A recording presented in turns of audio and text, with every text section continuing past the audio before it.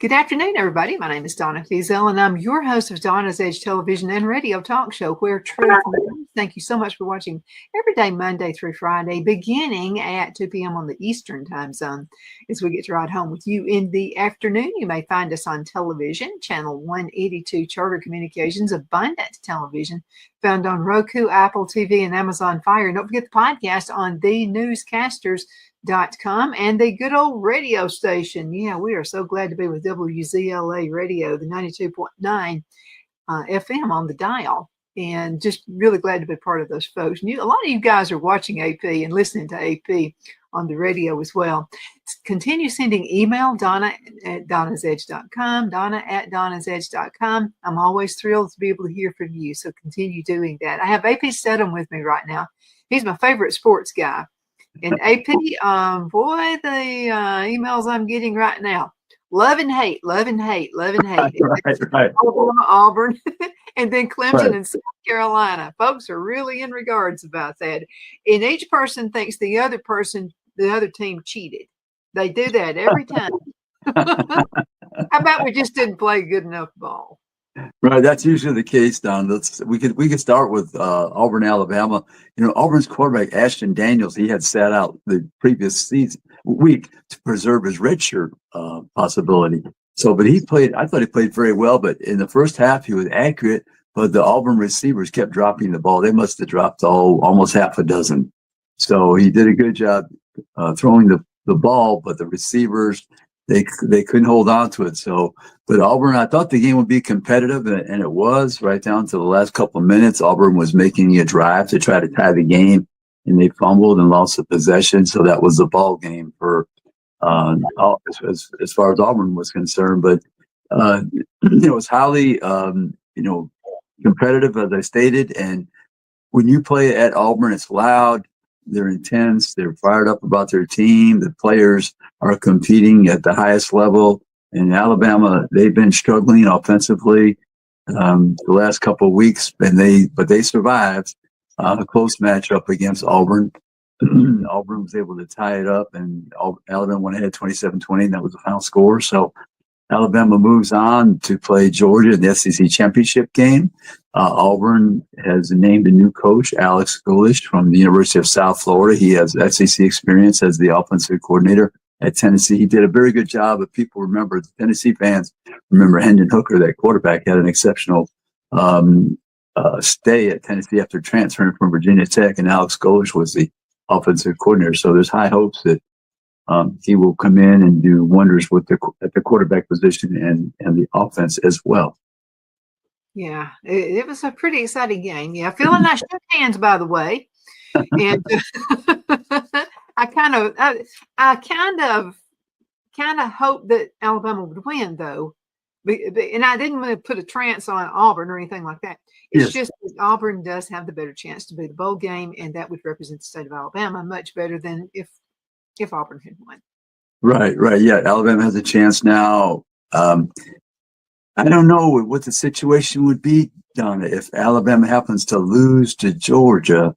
Yeah, that would give them 3 losses, but they beat Georgia in the beginning of the season. So I don't know if that nullifies those games. So, but Alabama would have the 3 losses. You know, obviously, if they win, they're in automatically as the SEC conference representative for one of the 5 highest conferences. So, but I wouldn't want to take a chance if I was Alabama, but I think it's going to work that way. But we never know with the committee, Donna. They have other ideas. I would say, well, they beat them the first part of the year, so why not? Yeah, they're in a special situation because they did defeat them, and it was in Athens, Georgia as well. And this game has been in Atlanta. So they're going to play them twice in the state of Georgia, beat them once at full capacity at home.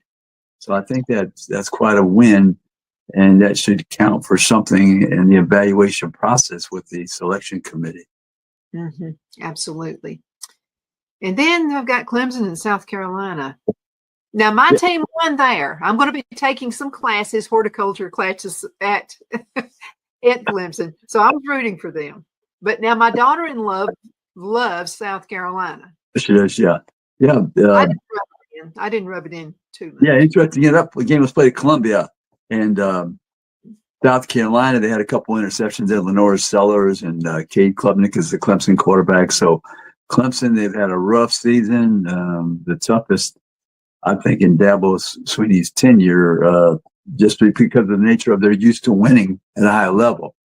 And so, but they're bowl eligible, and but South Carolina, they didn't win enough games to reach the bowl, but it was a very difficult year for South Carolina. They're going to have to redeem themselves next year, and because I think Shane Beamer, I don't know how long they'll live with a losing record and not making being at least at a minimum bowl eligible.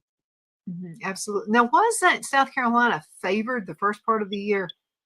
Yeah, they were ranked. South Carolina was ranked in the preseason and early on, and they just fell by the wayside and continued to lose ball games and struggle offensively. And I was at their first game, the Virginia Tech game. They beat Virginia Tech in Atlanta, neutral site. Mm-hmm. Norris Sellers, they had high hopes for him at the quarterback position, but it never did materialize. And defensively, they gave a lot of points throughout the year. And I think that game against Texas A&M, when they're winning 30-3 at halftime, and A&M came all the way back to score 4 touchdowns, Carolina did not score a point. If they scored just a field goal, probably would have won that game with 33 points. Mm-hmm. But so that was a huge disappointment. Your season's not going well. Finally, you have a glimmer of hope. Beating Texas A&M was undefeated at the time on the road. You're winning 30-3, 4 touchdowns. I mean, in the SEC, I think that number was something like if a team is ahead by 27 or more, I think in the SEC, I think they were 286-0. I think that was the number that I recall. So this is the first time it ever happened in the SEC for a team to be ahead by 27 points in a conference game to lose. Yeah. That's disappointing. Yeah, that hurt. What does this do for Clemson as far as a bowl game? Yeah, they're eligible, Donna, so they'll be named to a bowl because, Donna, there's 40 plus bowls. I think there's 41, Donna. So you need 82 teams. There's only 136. So you're looking for teams that have at least 6 wins, 6-6 record. Mm-hmm. Or if you're 6-5-1 and they don't have too many ties, they play out those tie situations, so you don't have those anymore really. So the bowl eligible, they'll be playing somewhere. I've read reports, maybe, for instance, the Pinstripe Bowl, I think, was in Yankee Stadium, maybe against Illinois or something like that. But we shall see. And there's some other projections as well. But they reached that point. So I think that the Clemson, they're satisfied it's reachable because you have extra time to practice with your younger players. And when you don't have a season where you're competing in the playoffs, so you're trying to get some extra time practicing with your younger players. Yeah, I didn't realize there were that many bowl games. Oh, yeah, it's a ton of bowl games down there. Yeah, all over the country. And I think there's one in the Bahamas and, of course, Hawaii. There's a bowl game out there. One in Hawaii.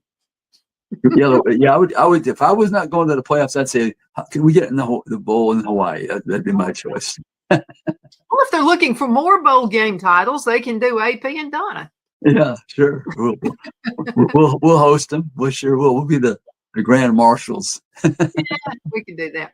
Okay, now what about the other games that were played this past weekend? What are your thoughts? Yeah, Donna, there was some big rivalry games played. Ole Miss played Mississippi State on the Egg Bowl, and Ole Miss won that game handily 38-19. Of course, Lane Kiffin, as we know now, made the move. He's going to be the new LSU coach. There was a lot of drama for 3-4 weeks, and Don, I kind of surmised that if he did not announce that he was staying, then he was on the move, because all the other coaches around the country, most of them, before their rivalry game, they said, I'm staying, or, we renegotiated the contract for more money and I'm staying.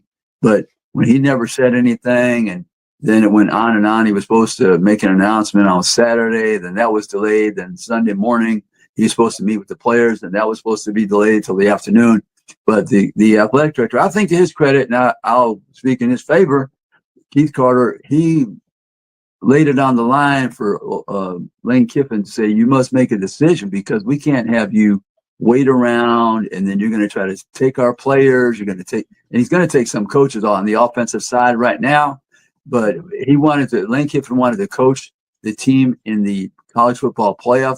Well, if I'm the director of athletics for Ole Miss, why am I having somebody here on the staff coaching my team? And after that game's over, if they lose, he's going to be going to another SEC school. Not only is he going to another SEC school, he's going to an SEC rival. In other words, it'd be like, and this is the only way I can categorize it, it'd be like the coach of Alabama saying, I want to coach Alabama through the playoffs, but I'm going to coach Tennessee next year. That wouldn't work. Because the Ole Miss and LSU, that's the type of rivalry they have. I mean, at those two schools. I know that Mississippi State is the rivalry at the end of the season, but during the season, the biggest rival for any Ole Miss alumnus or fan is LSU and vice versa. That's their biggest rival. Of course, Alabama's slipped into there for LSU fans, I guess, the last 10 years or so. But it's always been LSU, Ole Miss, the big ball game during the middle of the season. So I don't think people have brought that point up enough about not only did he move to another school in the conference, it's our rival. Mm-hmm. Okay, yeah. And here we are. We won, and he's done well there. Won 10 games, I think 4 of the last 5 years, something like that, which is historical. But my thing with Lane Kiffin is he beat Georgia last year. Yeah. 28-10, I believe the score was, and he beat Oklahoma on the road, and he beat LSU once, I think. But he hasn't won anything yet, Donna, of substance. He won a lot of games at Ole Miss, but he hasn't taken him to the SEC championship game. Hasn't been to the playoffs, and he's still not going to take him to the playoffs because Keith Carter, the athletic director, said, you have to go now. You made your decision. You can't coach our team, and you can't meet with our team as well. Yeah, so I don't think the way he left, you see some of these other coaches around the country, they're hired for new positions, but they didn't have all the drama involving their departure. Yeah. What kind of salary is he getting? $12 million a year. You think he can live off of that? Yeah, plenty of money. I mean, Ole Miss would have matched him, I'm sure. Ole Miss would have matched that salary. And he was advised, he said, by Nick Saban and Pete Carroll to leave. But my thing, Don, is he's involved in the transfer portal so much. Now, Louisiana has a plethora of players per capita in that state, as we know. But, Donna, you're not concentrating on the high school talent as much anymore. You're reaching for the people that already have produced on the collegiate level in the transfer portal. Mm-hmm. So I don't know what your advantage is exactly, because you're probably not going to take as many freshmen from the state of Louisiana, and they're going to branch off to other schools. You're going to still be in that transfer portal with maybe half your recruiting class. Mm-hmm. So right. Yeah, if it was the days where you didn't have the transfer portal, sure, you're going to go to Louisiana, LSU, because they have all that talent. You're going to bring them in as freshmen and develop them, which is great.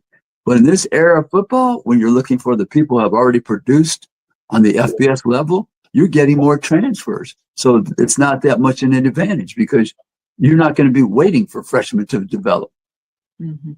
Absolutely. Hey, let me ask you a question. This is pertaining to Coach O. Do you hear anything out of him anymore? Yeah, I wouldn't be surprised if Lane Kiffin brings him back to LSU to be part of the defense. You know, it's funny because when Coach Orgeron was at LSU, he offered Lane Kiffin the offensive coordinator position for probably a couple $1 million. Mm-hmm. And Lane Kiffin turned it down, as I recall, for less money to be a coach at the school in Florida. Mm-hmm. So, but that could be an interesting return of Ed Orgeron to the coaching profession back to LSU, but not as the head coach, of course, but as an assistant to Lane Kiffin, because they coached together at University of Southern California. When Lane was fired at University of Southern California, Ed Orgeron was the interim coach. And he had a 6-2 record, but supposedly the people in Southern California, they didn't believe he was the right fit for their program, I think. my son Brad, you know him. So Yeah. Brad can change he can sound like anybody. He can sound like you too, AP. He knows how to do that. So he called into the show one day pretending to be Coach O, and people literally, and I even at the end of it, I said Brad was, pretending to be Coach O. And so even at the end of it, people were calling and saying, "How did you get Coach O there? How That's did you funny. get it?" They were, and it's like, really wasn't him. It's just my son, Brad. Let's go into a commercial break. Okay. We'll be right back. I told Brad, I said, one of these days you're going to get in trouble for doing that. But anyway, we'll be back. Queen City Used Car Sales has been serving drivers in the Northeast Alabama area for years with a quality selection of late model used cars, SUVs, and pickup trucks. On top of our extensive selection and competitive prices, we offer professional auto financing services for used car buyers of all credit levels. Whether you've just begun your search or you're ready to secure your next vehicle, at Twin City Used Car Sales, you will drive away with the vehicle of your dreams. The sales and finance staff at Twin City Used Car Sales looks forward to serving you, and you can apply for financing online before your visit to our used dealership in Gadsden, Alabama. Check us out on the web at twincityusedcars.com or go by our location at 901 First Avenue, Gadsden, Alabama. We sincerely look forward to serving you.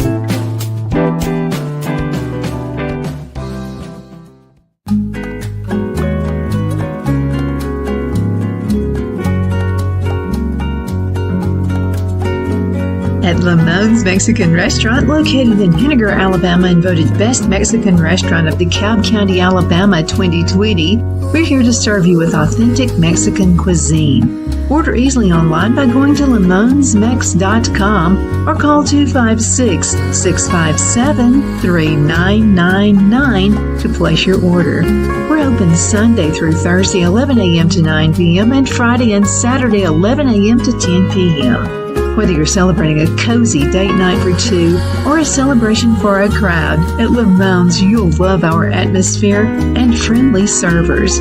Thank you for dining with Lamone's Mexican Restaurant.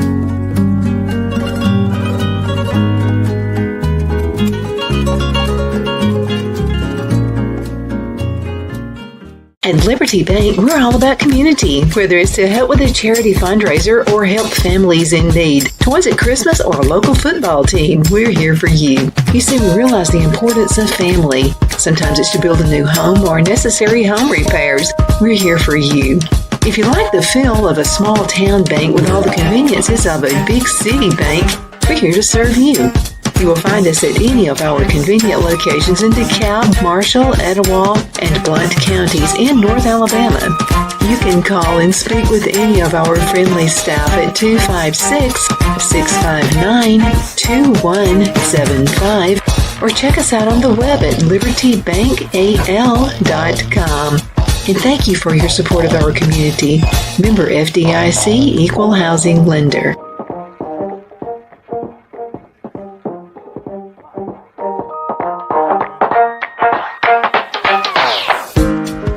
I'm excited to announce our Christmas extravaganza is finally here. Get this season's flannel sheets for as low as $59.98. They won't last long, so get them while you can. Our famous My Slippers, they haven't been on sale for over a year. Regularly $119.98, now only $59.98. Our 6-piece towel sets are back in stock with extremely limited quantities, only $29.98. With hundreds of MyPillow products, there's something for everyone on your Christmas list. Bathrobes, duvets, quilts, down comforters, and so much more. So go to MyPillow.com or call the number on your screen. Use your promo code to save on all MyPillow products. For example, flannel sheets for as low as $59.98, or our 6-piece towel sets, just $29.98. But that's not all. I'm extending our 60-day money-back guarantee until March 1st of 2025. Plus, all orders over $75 or more ship absolutely free. We return. My name is Donna, and I'm your host of Donna's Edge Television Talk Show. I have AP Steadham with me right now. Everybody loves AP. AP, your show, AP, and as we see it. So let's talk about that one. Who did you talk to last week, and who do you have planned for this week? Yeah, Donna, we had a lot of fun last week. We had Ryan Huber one of the voices of the Crimson Tide. He does. He's involved in the Crimson Tide Sports Network, broadcast football and basketball. He was out in Las Vegas, being the broadcaster for Alabama's basketball game. So we had him as a guest to discuss the Alabama basketball team and also the Alabama Auburn Iron Bowl. But when I was out there, Donna, we did a lot of interviews. I think it was over 20-something press conferences. Dawn Staley of South Carolina, her team played. It was Texas, University of Texas was out there, UCLA and Duke, and South Carolina beat Duke, and they lost to a great ball game, 2-point loss at Texas on Thanksgiving night. I watched that game and covered that game. So those people who are interested in the Dawn Staley press conference, they can go to my YouTube channel at APS. We see it, and they'll see, like I said, 20-something interviews. Plus, we went to see LSU play basketball, the men's, on Friday night when we got back in Niceville, Florida, before going up to Auburn the next day. So we were busy every day last week from Monday through Saturday at ball games, basketball, men's basketball, women's basketball, college football. They can see all those interviews and the press conferences on the YouTube channel. Like I said, there's got to be, I didn't have time to count them. It's probably over 25. Ooh, that's a lot of interviews. Let's talk a little bit more about women's basketball, because I'm just going to tell you, people around here love it. I mean, I think you got a lot of views on your YouTube channel. Oh, the South Carolina women's basketball fans, they're some of my favorites. They flock to that video every time I put up something about the South Carolina women. But they're so big and strong. These women that play basketball now in the year 2025. I mean, they shoot jump shots like the men. I mean, no more of the set shot type of thing. So they're very athletic. They can take you off the dribble, drive to the basket, make the shots left hand, right hand. They, like I said, they could stop and pop from anywhere. 3-pointers, fast breaking, and good defense, blocking shots, making steals, making the deflections in the passing lane. So it's entertaining. And when you see them up close, you realize these are very good athletes. They're, like I say, they're strong, they're fast, they're quick, they have skill, highly skilled. And I really enjoyed that Texas-South Carolina game. It was a 2-point game. They're going to play again down, of course, in the regular season. They're both from the SEC. But, Donna, they could meet 2 more times. Oh, actually, they could meet 3 more times, because once during the regular season, that would be the second time. And if they would play in the SEC conference championship or the playoff, and then they could meet in the NCAA tournament as well. They could play 3 more times. They're definitely going to play 1 more time for sure, but it could be 4 times total. Yeah. That's awesome. And their coach is a powerhouse. Yeah, they have a coach, Vic Schaefer. Vic Schaefer at University of Texas. He coached Mississippi State to the Final Four. Excellent coach. He's from the state of Texas. He's the disciple of Gary Blair, who was the coach at Arkansas, Stephen F. Austin. And then, of course, Dawn Staley's a Hall of Fame coach. You know, I don't know if people know this in South Carolina. I covered Dawn Staley's induction to the Basketball Hall of Fame, Naismith Memorial Basketball Hall of Fame. And I wrote a story for the Charlottesville newspaper, because Dawn, she's from Philadelphia. She played at the University of Virginia. I remember she played in the Final Four with the University of Virginia. She played against the University of Connecticut at the time, Connecticut's first team in the Final Four. I can recall it vividly. That's pretty awesome up there. Yeah. Dawn's very excellent coach, yeah. Oh, yeah. So let's talk next week. What's going to happen next week, in your opinion? And who are the top 5? Yeah. Next, we'll do the next week on Alabama will play Georgia in the SEC championship game. And like I said, if Alabama wins, they're in automatically. If Georgia wins, they're in automatically. I think if Georgia loses, they're in automatically. But I think Alabama, I'm not sure with that 3rd loss. I'm not positive. So I still don't know what this committee is going to say about Alabama having a 3rd loss, even though they reached the SEC championship game. You know, Georgia has the 1 loss against Alabama. Mm-hmm. So if they have the 2nd loss, so they're going to be in Georgia, no problem. But anyway, down in my top 5, I had Ohio State, number 1. I had Indiana, number 2. That hasn't changed for a while. Georgia, number 3. And I've always told you that even though Alabama beat Georgia, I think Georgia is the team to beat in the Southeastern Conference. I'll stand by that statement, even for this Saturday. Oregon, number 4. And I have Ole Miss, number 5. We saw the big upset. Texas A&M traveled to Austin, Texas, and University of Texas won that game by 10 points. So, but Texas A&M will be in the playoffs because they just have the one loss. But also I have Oklahoma in there, number 7, Alabama number 8, Texas A&M number 6, and I have what other SEC team? I have Texas at 12, Vanderbilt at 13. Those are my SEC teams in my top 16. The Football Writers Association of America, National Football Foundation, and Super 16 poll. Yeah, we have a lot of great coaches out there. Who has been your coach of the year? Yeah, I think that Kurt Cignetti, outside of the Conference of Indiana, I think what he's done down there, that's historically one of the worst programs in America. And here he is, number 2 in America, and has a chance now. Ohio State's number 1, Indiana's number 2. He has the potential to beat number 1 and be the top seed in the whole entire college football playoff. Indiana, think about that, the worst, and you could be the top. I mean, that's quite a leap, Donna, historically. Also, in the conference itself, I would say, Kirby Smart has done very well. Again, he's got talent and he knows how to win ball games. They lost at home to Alabama, but I would say Kirby Smart did an excellent job with his team. Lane Kiffin, he had the one loss against Georgia. He did a great job with his team. He beat everybody on the schedule. So I would say those 2 coaches in the SEC. And then, of course, also I would be remiss. Vanderbilt. Okay, we have to mention Vanderbilt, Donna. They beat Tennessee 10-2, never won 10 games in a season. Clark Lee, I mean, if I had to vote for Coach of the Year in the conference, I think it's probably Clark Lee to reach that pinnacle with Vanderbilt. In a short period of time, too. Yeah, 2 years, Donna, 2 years ago, they didn't win a game in the conference. They were the joke. Yeah, they were the joke of everybody. Yeah, so I mean, for the conference, you would have to say Clark Lee because he doesn't have the talent of an Ole Miss or a Georgia or a Texas or an Alabama. But he lost 2 games. They lost to Alabama and they lost to Texas. They had a big comeback loss by 3 points to Texas.